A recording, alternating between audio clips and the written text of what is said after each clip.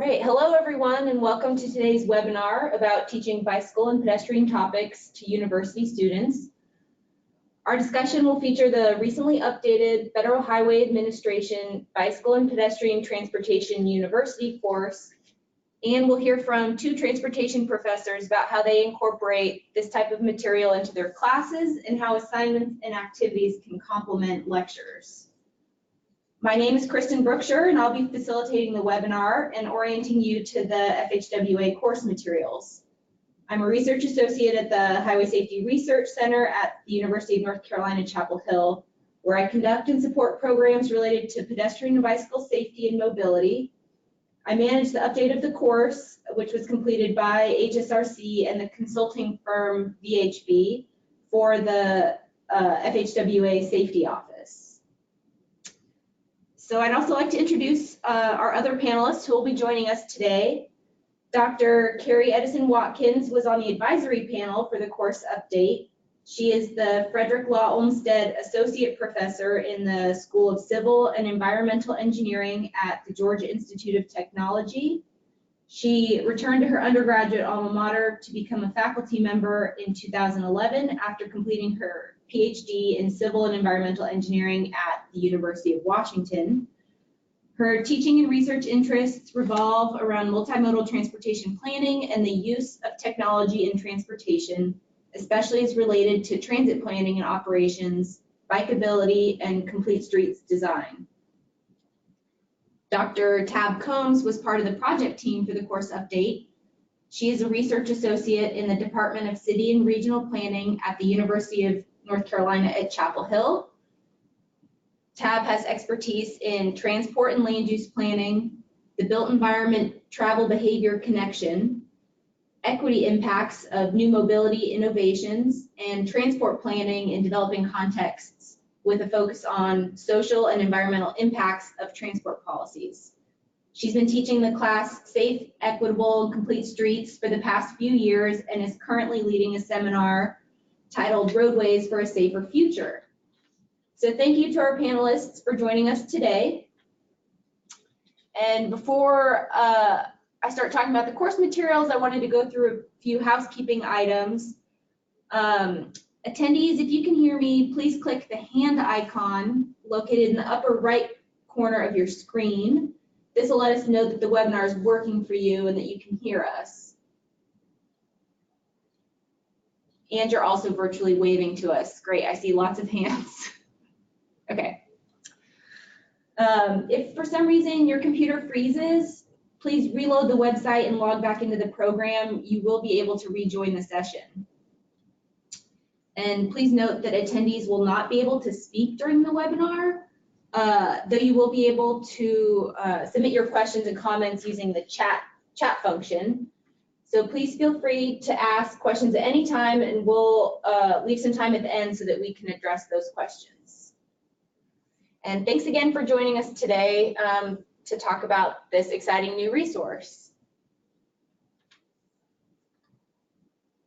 So our goal with this course update was to create a set of core pedestrian and bicycle course materials that are broadly applicable to a diverse student audience, that are adaptable to instructor needs in different contexts and speak to a variety of learning styles. So we think these course materials offer a solid starting point for anyone who is new to teaching bicycle and pedestrian topics, and they should also provide a quick reference for those who are already teaching these topics but want a source for new resources, images, and case study examples. The course content should fit squarely within planning and engineering programs, and much of it will be relevant for courses in policy, health, public administration, or landscape architecture that touch on transportation.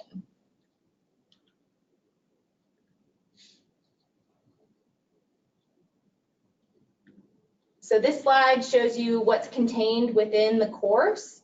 The package of course materials includes 21 PowerPoint presentations with speaker's notes that include talking points and references. The notes may also contain suggested questions for students, and they point out other modules that include complementary content.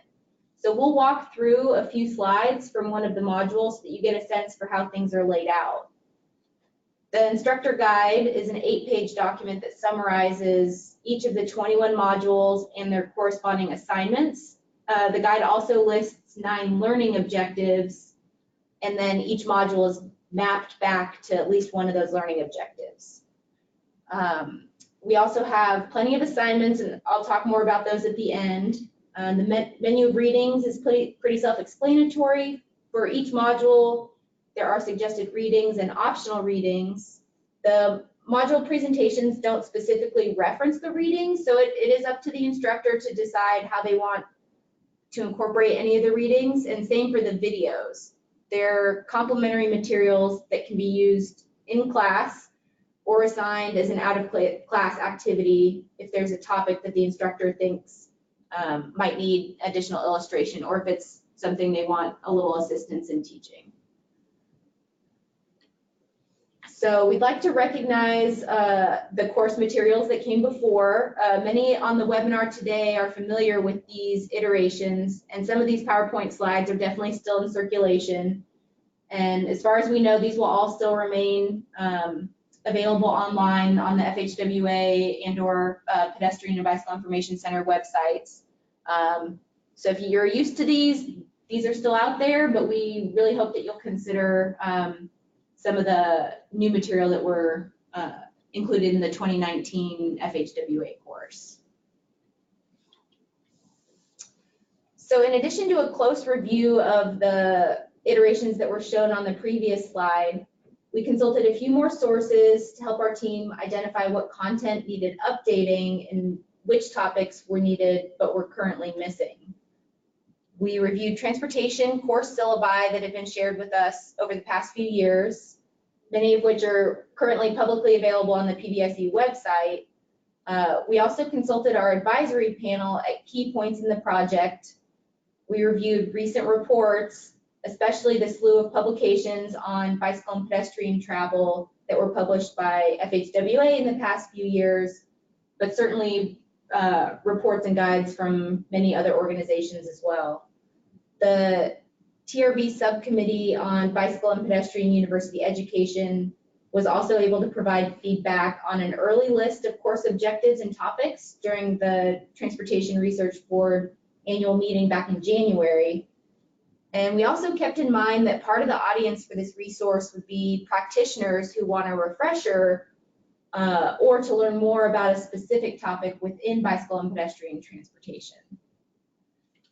So for the last version of the course materials put out by the Pedestrian Bicycle Information Center, interested individuals had to request access before they were able to download the materials from the website.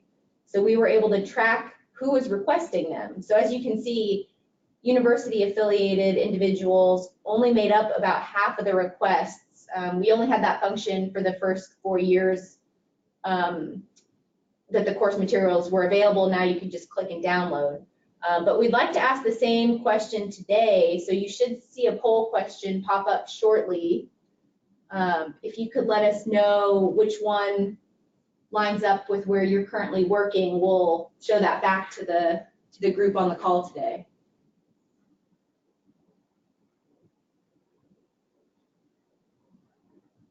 Just a few more moments.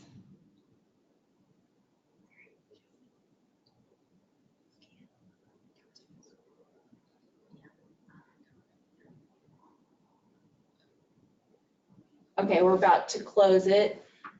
It looks like we're about 3-way split between university, government, and private or consulting firms. Sorry, we weren't able to actually display that back to you, but it was actually a very even split. Maybe a few folks joining us from the nonprofit and advocacy realm, and no one who considers themselves other. All right, thank you for answering that question. So here's the full list of course modules.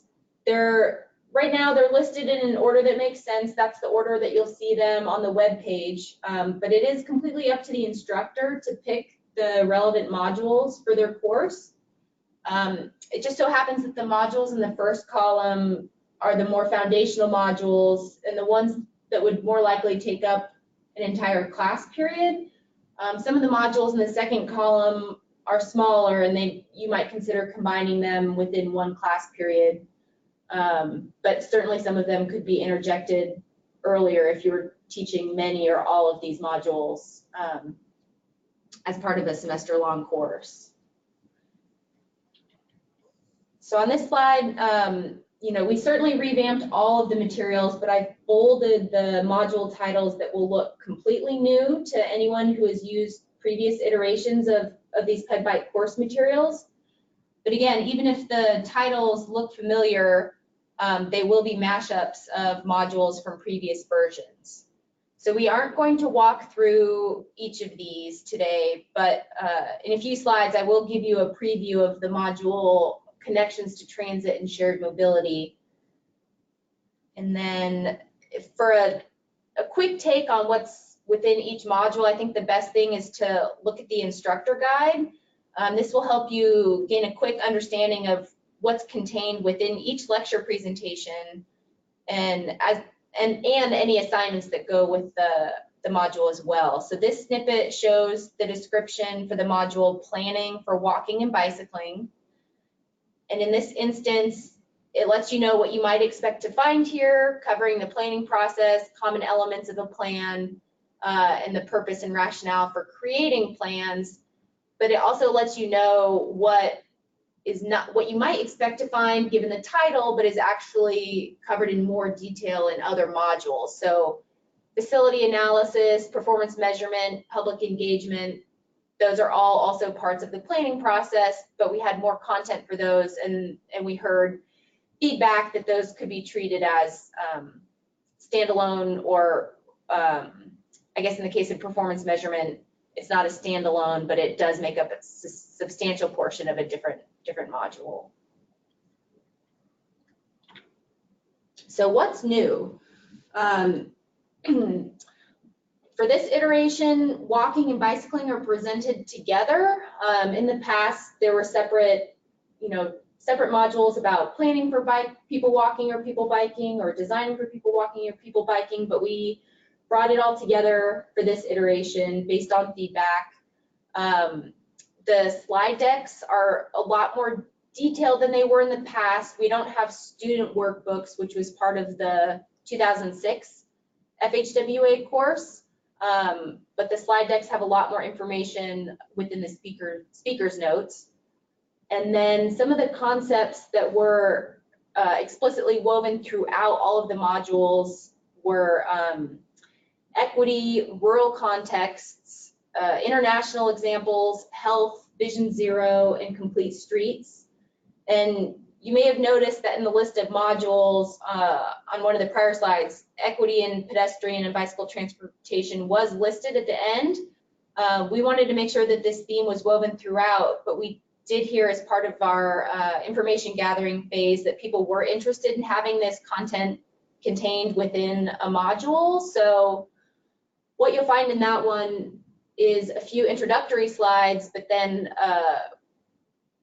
repeated slides once they've been pulled out of all the preceding modules that touched on equity in some way, so that they're packaged together. And it's definitely a starting place. It's not it's not comprehensive on its own, but if an instructor wants that to be a standalone module, I think this gives them a really good place to start. So the menu of videos is also new this time, and then we have a lot more assignments and exercises that are packaged along with the modules. Most of them exist as separate documents, but there are a few exercises that are called out within module slides. So the next few slides I'm going to show are screenshots from the Connections to Transit and Shared Mobility module. Most modules have 30 to 60 slides, and I've just pulled some today that show a variety of features that you'll see within our module slides. So every slide or every module will have an outline at the beginning with subtopics. Most modules have at least 3 and not more than 6 or 7 subtopics within them. So for the transit module, planning for transit, designing with transit, those are certainly topics that people will remember from previous versions. We've got lots of new content there, and then shared mobility and curbside management are new subtopics for this transit module. And you can also see the slide number on the side if you want to know how many I'm skipping as I'm going through these, because these certainly don't flow together. But this one, access for all users, you'll see in the speaker's notes. Of course, there's notes, and this is one where we have a connection to another module. So if this is something that you want to talk about in a little bit more detail, we're pointing out that there's content within the user and mode characteristics module that's relevant to what's being shown on this slide. And then this source, you'll see, that's the format that you'll see at least one source listed for every slide. And then equity in transit, this is an example of one that would be pulled out and shared within the equity module. This one also has a key message and sources that are cut off by the screenshot. Let's see, this next one shows, this is a good example. We were able to take advantage of some of the awesome graphics that have been showed in recent publications. So this is a graphic from the Atlanta Regional Commission that was featured in a recent FTA report. This slide also shows an example of a question for students. Every module has at least one question for students, and some have many questions. So these are optional, just something to keep discussion going with students based on what's on the slide. And then we have slides throughout that start with example and sometimes international example. So this first mile, last mile strategic plan from the LA County Metropolitan Transportation Authority provided a nice example for the concepts that were presented throughout this lecture. So it got a standalone little case study slide. Most case study examples are shown within one slide. There may be a few times where they're covered across two slides.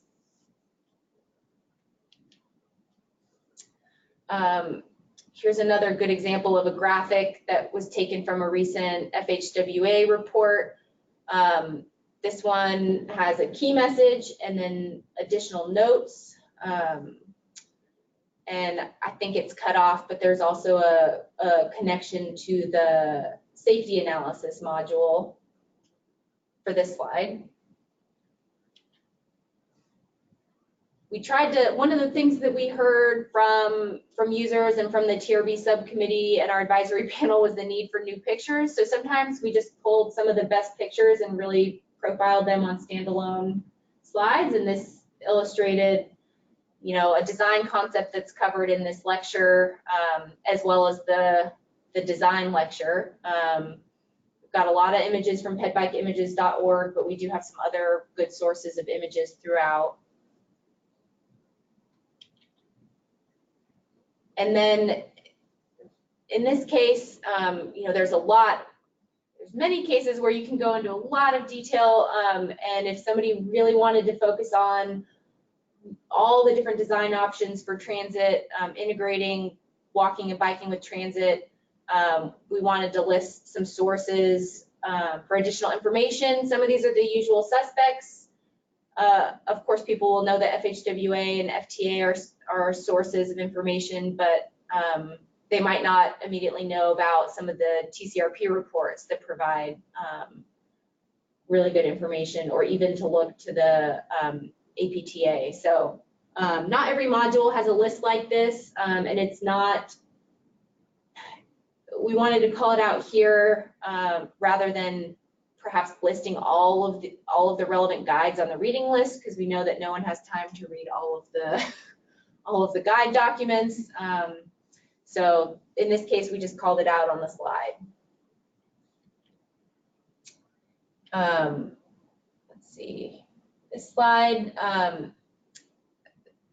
This one, it was pretty self-explanatory what was on the slides. There aren't actually speaker's notes for this, but the sources definitely contain more information if the instructor needs to expand on any of these points. But there are some instances where it's pretty self-explanatory and there's not additional information in the notes.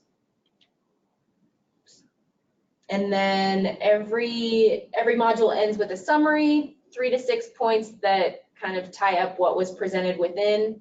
And so as you can see, this, let's see, the transit module was 45 slides. So that was a little bit bigger, I guess, for one that was listed on the column on the right, but there was a lot of new content to include here as well, with emerging sources of mobility and curbside management, and some really good new pictures of transit designs.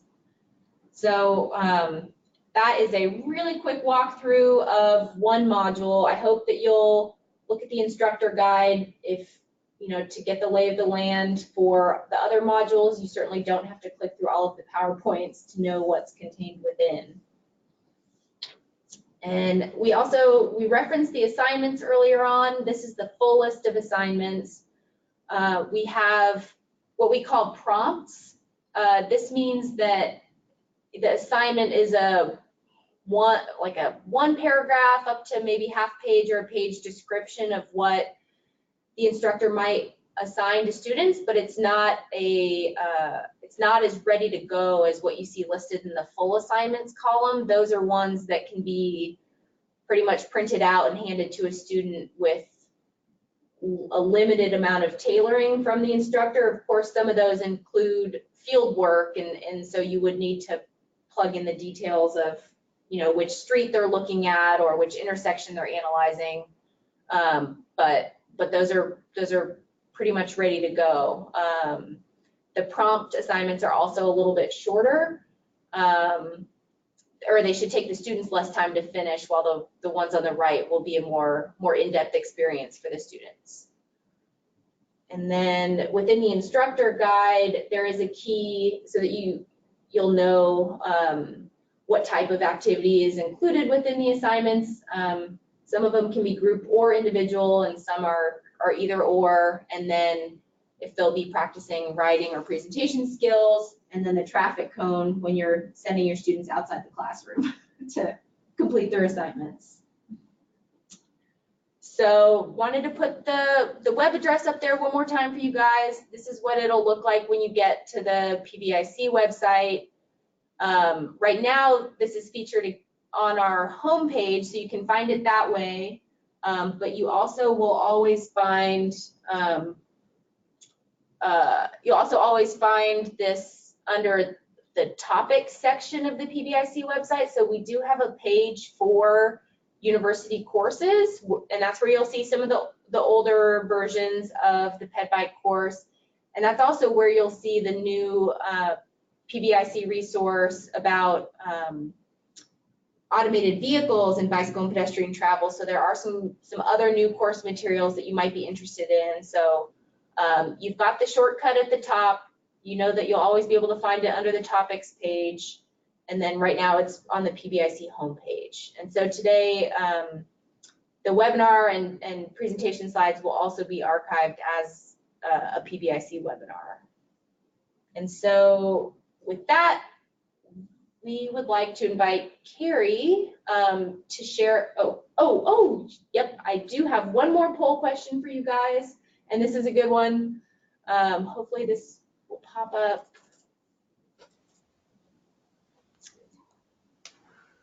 Oh, okay, great. So now that you've heard about the new course materials, we wanted to hear from you about how you think you'll be able to use the information that you're hearing today.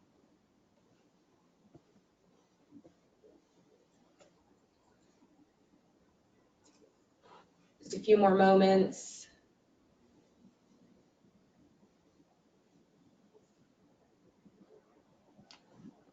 Awesome. So it looks like about half of you are ready to share this with your colleagues, and at least a third are going to be incorporating it into your own courses, and at least a third are using it for self-directed learning. So that's great to hear. There's certainly a variety of ways that these course materials can be used. And awesome, yep, and almost 20% will be able to share them with the university department or instructor. So we appreciate that. All right, thanks for submitting your answers.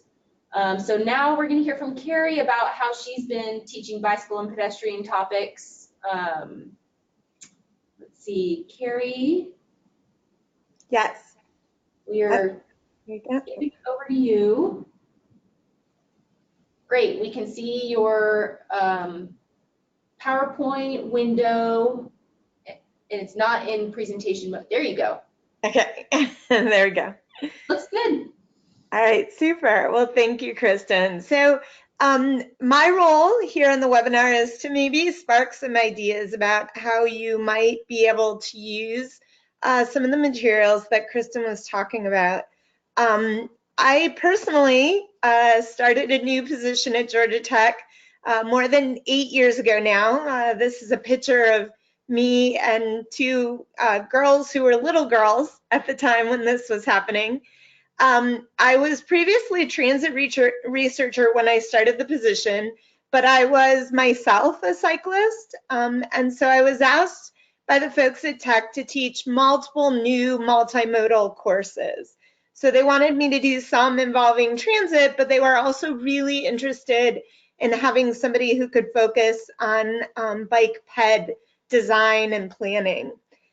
And so because I hadn't previously done a lot of research in this area, I'd done some work in consulting, but not a lot. I really needed a good starting point because I didn't have the same sort of history there that I did in the transit world.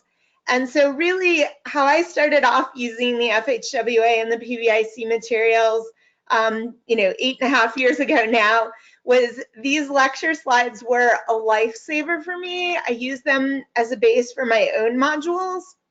In some cases, more than half of what I was teaching came straight from the slides. I did a little bit of updating at the time, but much of it was that firm basis that I needed to teach the first few times. I also used many of the assignments as is at the time. They were pretty good, and I have to say I'm pretty impressed with the updates that Kristen was now talking about. And then in addition, as you talked about on the poll, I also used many of the references, used the modules themselves, but also a lot of the references to read even more and educate myself so that I could be better in the classroom, and even so that I could use them as a researcher to have a better understanding and a grounding of what was happening in the bike and ped world. So what we were trying to do at Georgia Tech, our curriculum goals, the whole reason we were trying to do this was to encourage students to think multimodally, but also to be able to introduce some of the design guides that Kristen talked about that really supplement some of the traditional guides that are often talked about in engineering courses, like the Astro Green Book, the MUTCD, these types of things. That are getting better over the years, but still to a certain degree leave off at giving the full picture of planning and design for bikes and peds. We also wanted the students to be able to incorporate bike ped materials into their projects and other work that they were doing in their courses, and to eventually be able to do this in the industry, incorporating it into their projects and field work that they were doing. And the ultimate goal was to overcome some of the barriers that we were seeing to good planning and design, specifically in the Atlanta area, but even nationwide outside of a few select cities, where there's really sort of this traditional mindset in traffic engineering, if you will. And we were trying to change that so that people were thinking more broadly, regardless of what kind of field they were going into, whether they were going to be a highway designer or a traffic engineer, or maybe some sort of land developer, that type of thing. We were hoping to hit on all of these different types of things. So to give you some ideas of where you might incorporate these, if you're making suggestions to a local university, or if you yourself are looking for new courses or places where maybe you could integrate the types of materials that Kristen was talking about, at Georgia Tech in civil engineering, these are the courses that I've been teaching that have incorporated some sort of PPIC FHWA materials. The first, we have an Introduction to Transportation. That's an undergrad core course. I don't teach that course, but I developed a couple of modules for it. I co-teach a course in multimodal transportation. So for this course, I teach half of it. It's an undergrad elective. It's kind of our second, the rest of the story after the Intro to Transportation course. And I was looking to fill a half a semester that specifically focused on bikes, peds, and transit, as well as to have a design project that I'll talk about in a minute. Eventually, I started teaching a sustainable transportation abroad course that was also an undergrad elective, but is a whole course where it's an embedded study abroad, and we actually go to the Netherlands during that 1 week. And the rest of the time, we teach bike design and other aspects of how culture influences design. And then finally, I teach a graduate elective course on complete streets design. And again, this was a full 14-week course. So I'm just going to talk for a minute about all of these. The undergrad course, we were trying to incorporate themes of multimodality throughout the course, and we needed a couple of specific modules where we would only take up about a week on the need for bike ped facilities, planning, and design for bike ped facilities. They actually did an in-class exercise where they had to redo a local intersection, making it focus more on bike and ped, but it was a kind of a quick exercise. And then they had a final project that was more all-encompassing, and part of the goal was to incorporate cyclists and pedestrians into that final project. And again, these were things that I helped another instructor incorporate into his course so that he could feel like he wasn't ignoring bike and ped as he was teaching this Intro to Transportation course. The next one that I wanted to focus on is multimodal transportation. This is one, again, it's an elective course. It's kind of our rest of the story after the intro course. It's about both freight and passenger multimodality, and I teach the passenger half of it. So I was putting together about 10 modules that address things like complete streets, access management and traffic calming, ped design, ADA principles, bikeway design, urban street design, and performance measurement. We've since added a few things to that, but this was really the bulk of where I used the earlier PPIC materials. Many of the things, or probably all of the things up here, actually I know for a fact, all of the things on this list are things that they have some pretty extensive modules on. And so I was able to pull a lot of those in to teach the students.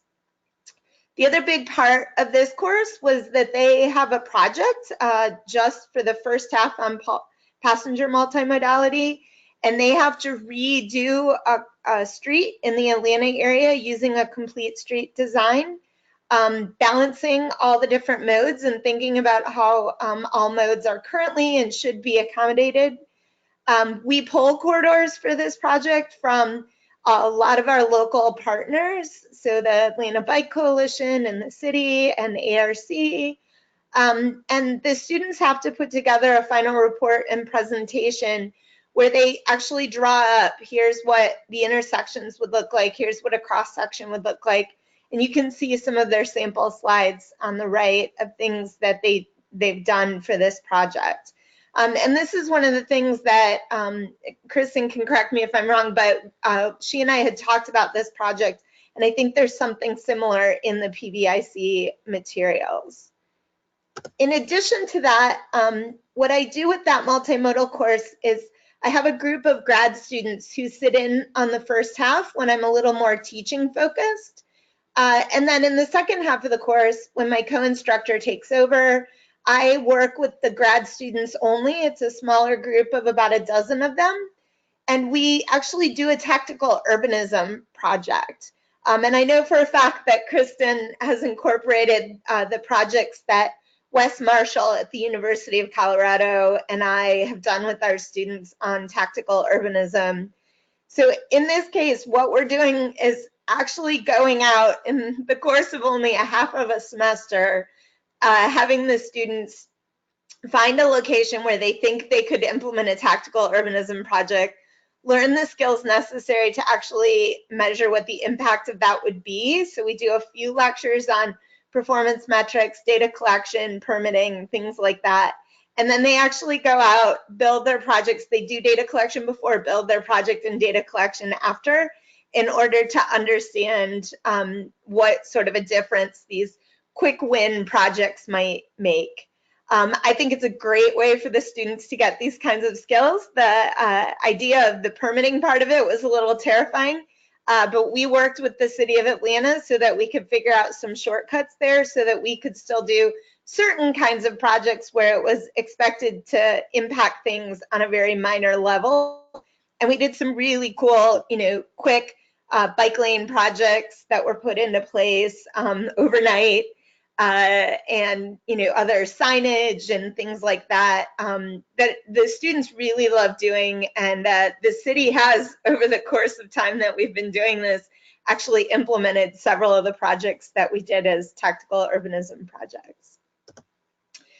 Finally, the last course where I incorporated some of the materials is a newer course that we're teaching as part of a global engineering leadership minor that we have at Georgia Tech.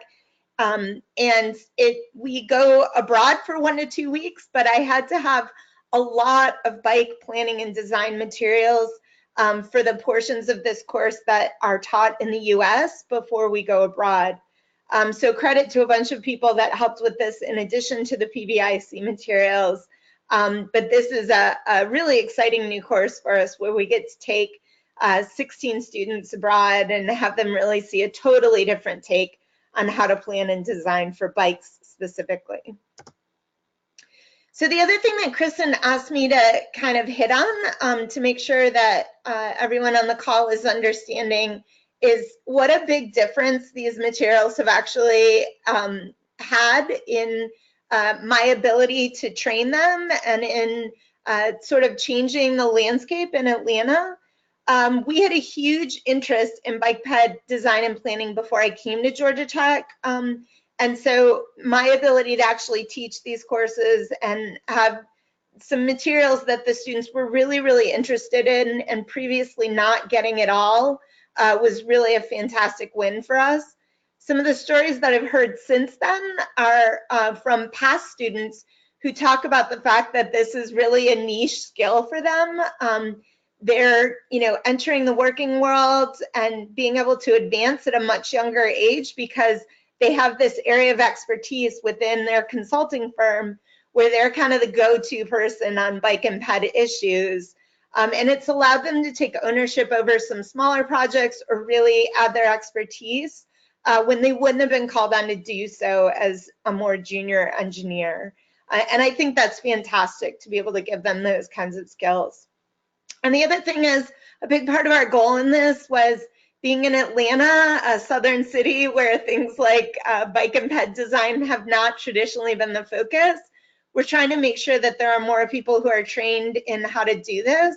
And I think we've already seen quite a bit of impact within the city that we no longer have to go outside of our area in order to find these kinds of expertise.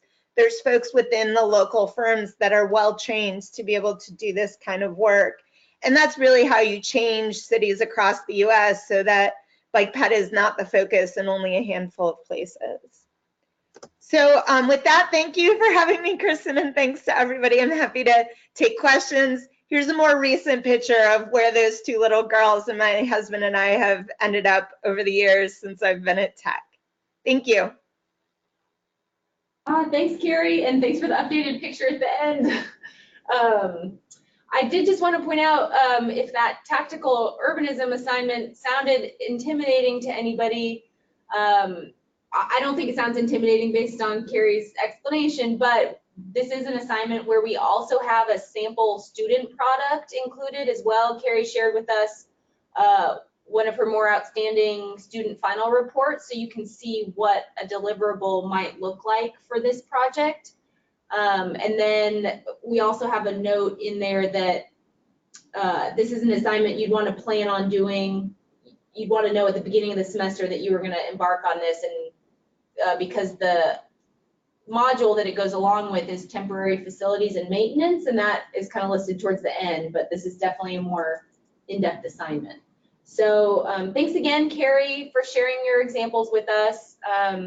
We are going to kick it over to Tab, who's going to talk a little bit more about how she uses assignments and exercises in her classes to complement what is covered during her lectures. So with that, we will give the screen, yep.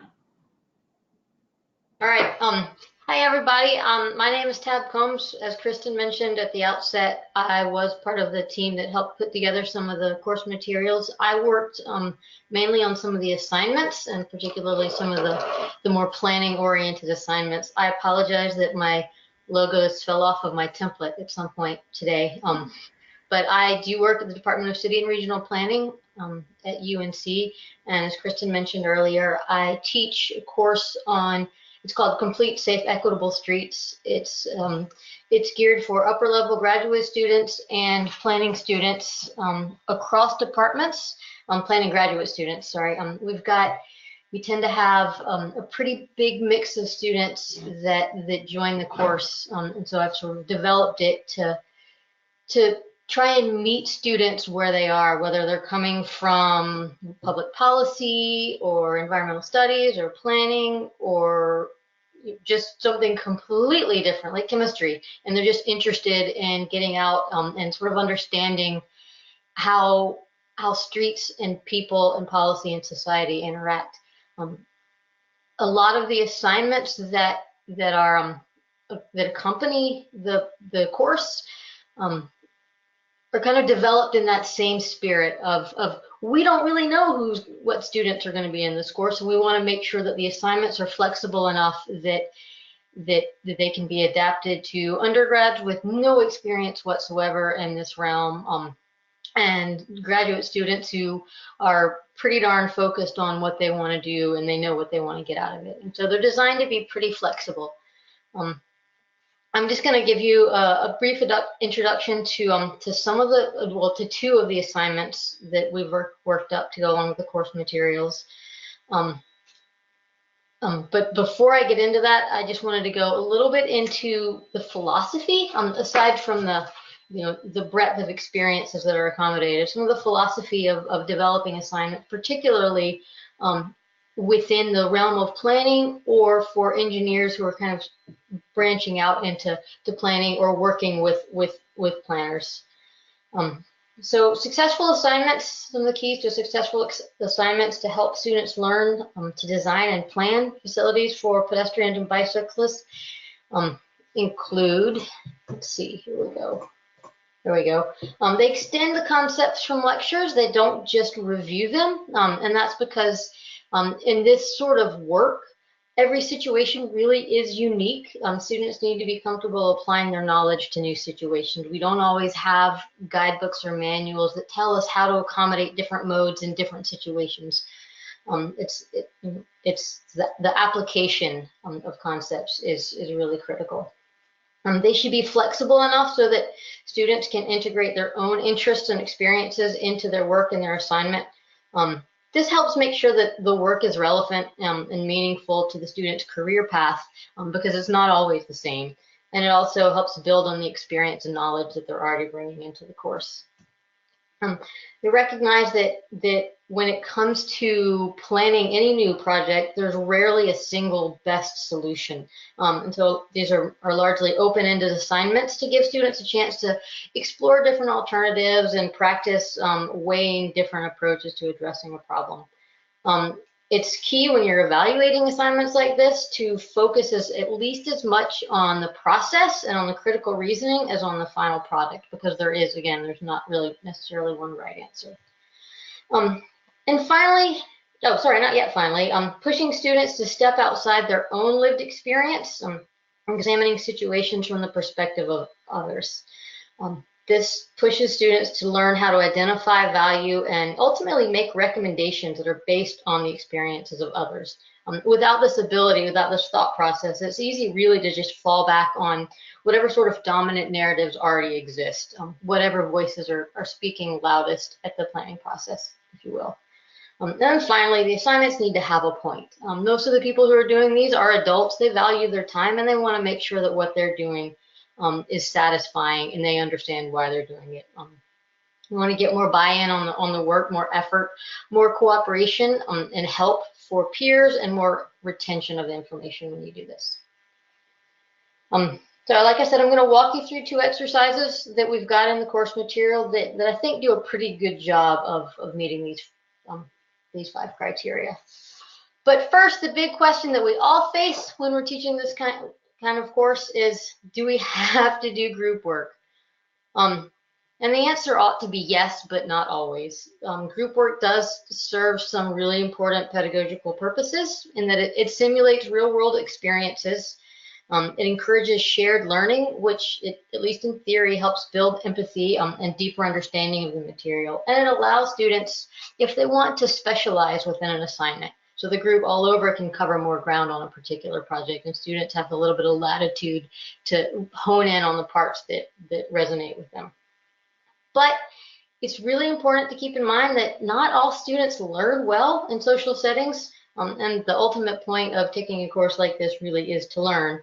So it's important to make sure you've got a mix of individual and group work so that all students have a chance to learn at least part, if not most, of the course material under conditions that work best for them. All right, I'm going to jump into one of the assignments. This assignment we call a Waypoint Tour. It's an individual assignment, and in a prior listing of our course modules, it was linked to Module 8. I think that's changed a bit. It's now linked, I believe, to designing for walking and bicycling. It's meant to push students to think about how different street designs work or possibly don't work for different modes and for different types of users of the street environment. Idea is for students to travel to 5 or 6 predetermined landmarks, waypoints, and make observations about the conditions that they encounter along the way. It's important, so long as they're able, that students travel by non-car modes so they can really experience the ped bike conditions firsthand. Obviously, the waypoints need to be fairly close to each other so they can all be visited within an hour to maybe 90 minutes of walking. Students get to map their own route from point to point, and then they travel along that route. And along the way, they should document the types of streets they travel on, the modes and traveler types that the streets appear to have been designed for, the extent to which the streets and route overall accommodate the student's chosen mode, and then points along the route that are either particularly pleasant or particularly challenging, and for whom they're either pleasant or challenging. Getting the students out into the environment like this, experiencing it themselves, and also documenting the observed experiences of others has a few more, I guess, less obvious objectives as well. It helps them start to recognize just how complex multimodal design can be.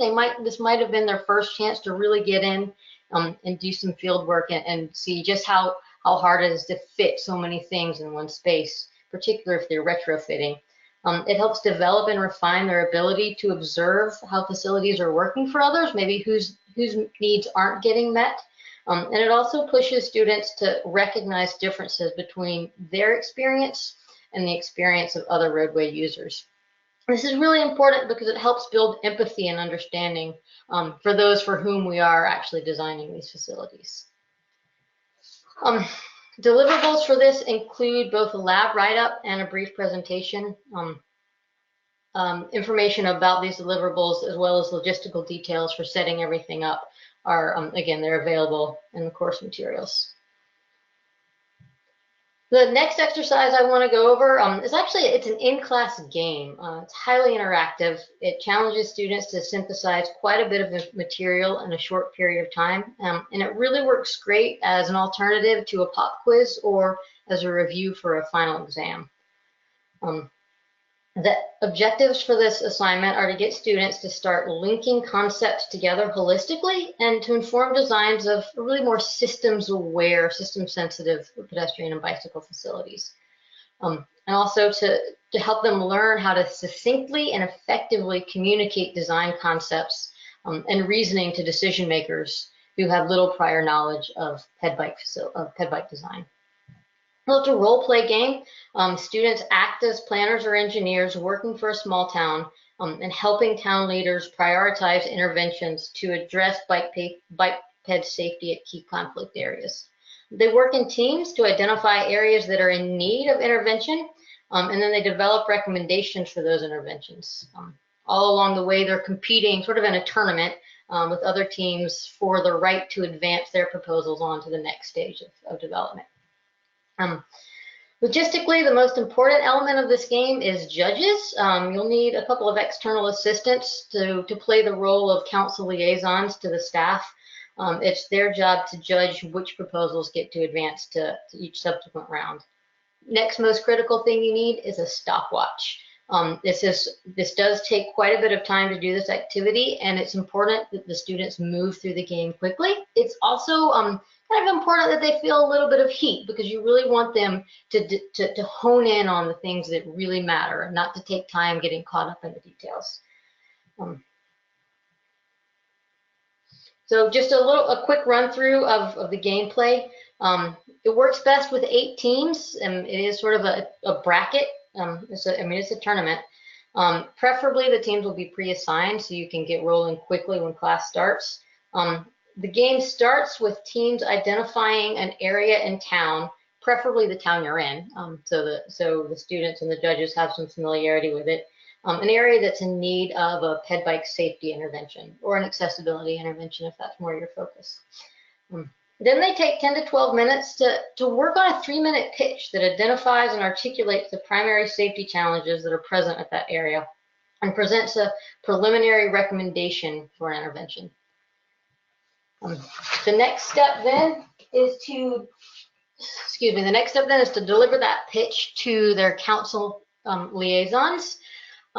So they're competing in dyads and in pairs against each other, and the liaison, the judge, gets to choose which team has a stronger argument and a proposal that seems most feasible given the resources available to the town.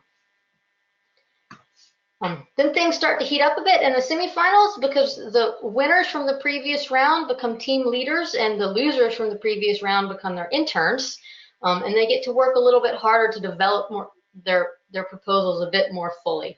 Again, they don't have a lot of time to work on this, 15 to 16 minutes, and they're now preparing more detailed 3-minute pitches to sell to their council liaison. And then we move on to the judging of this is the semifinals. We've got 4 teams, so 2 pairs going against each other, pitching their refined interventions. And again, the judges choose of those 2 in each competition, which one gets to advance to the final round. And an interesting twist in this is now you've got 2 teams that are the combination of winners and losers from the first round, and then you've got the rest of the class that is people whose proposals have been rejected. Rather than bringing them on as giant mega teams, I like to put them in either in a spectating role or make them members of the town council so they have a voice on who wins in the final round. So finals, the finalists just put a couple of finishing touches on their pitches, give their final version, their final 3-minute spiel to convince town council why their intervention is the one they need to move forward with. Everybody votes, or if you're just using the judges to make the decision, there's judging that happens one more time. And then you crown a victor, you present awards if you brought them. I found baked goods are a very good motivator. And then you take a little bit of time to sort of debrief and de-stress. This is kind of a stressful activity because of the stopwatch and the having to prepare public speeches and give them with no preparation or no time to practice them, I suppose, and have them be judged. And so it's important to let everybody exhale a little bit and talk a couple minutes about the goals of the project.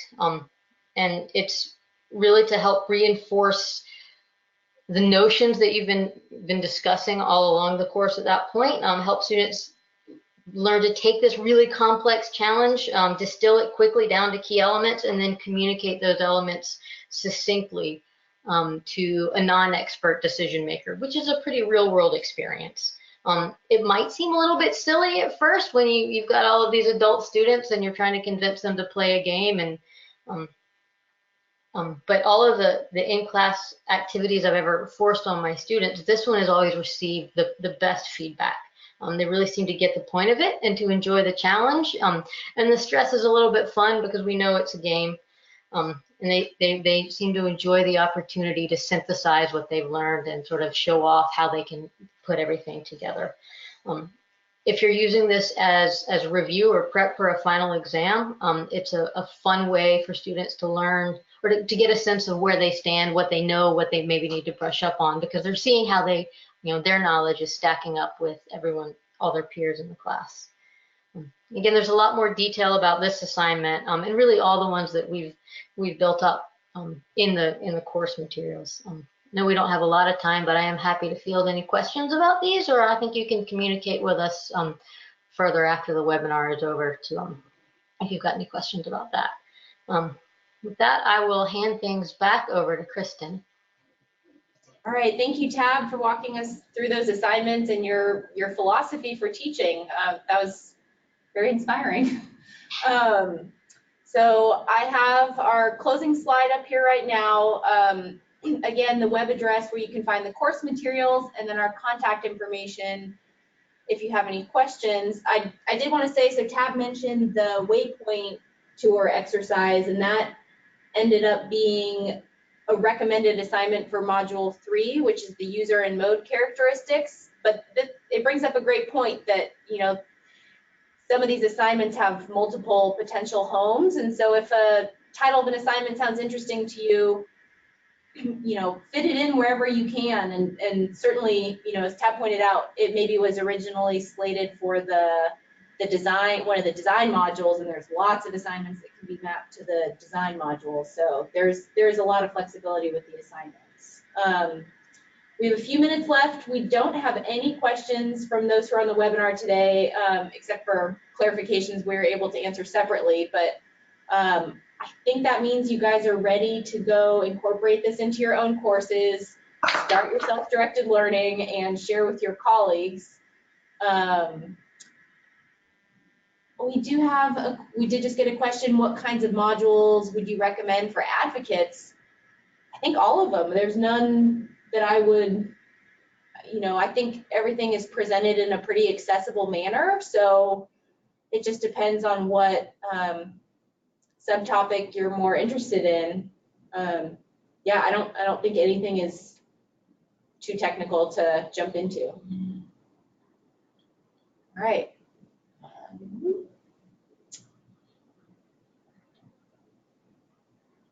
Well, I just want to thank everyone for tuning in today for a Friday afternoon, and thank you for your interest in these course materials. We do hope that you will share these broadly, and I want to thank Carrie and Tab one more time for joining us on the webinar and for all the valuable input they gave during the course of this project. So thanks to you both.